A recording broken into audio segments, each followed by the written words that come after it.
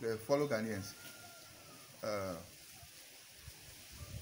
December 7, agogo, December 7 ma, akodaga mi ala 2020 ya, mi akodaga na yaba parliamentarian so, yaba aguplola, ta majicho aduaja, kata boba, leva d'accord, na va ya poma, na roto radio.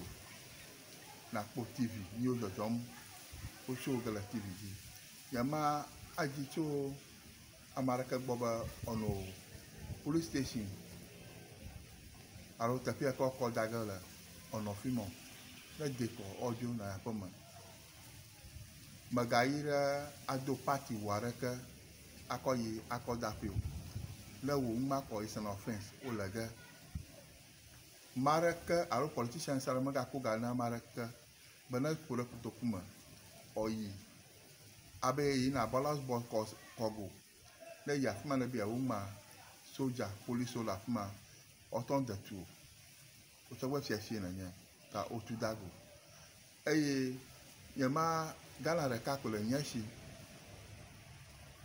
na politicians aro mara bare nka agbolo be yi na awu mu na nya be yi re kako afu akpaga do lo demo o re kak mama kwe we o do o ko legola ta majiba politician azamara ko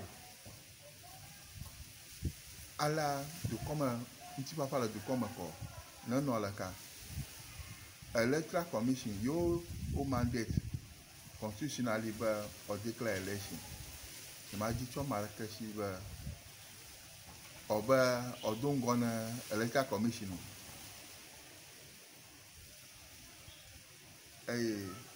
madongra mashama boba Ghana la kakri Ghana manya mavio na awon gbagbola na afia fike na shigai afa ko no gamiala taji ba miawe nshamu na aja fiato aja gato December 7.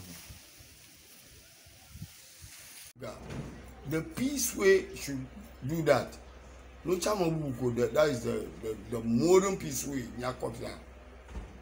Nya reke magala shinya fia maglo.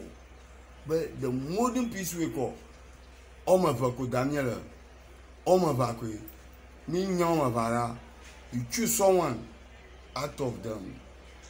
That is the only way we can do now.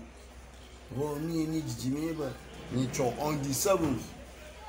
On the 7th, we shall manage to go into Papa. No, Jabba. Na vegeta para na money. Na Rashid, I'm a Bondiaraka Magal. I dash you back when mouth. Handle yourself. That is the only way I can talk to the whole people now. Calm down.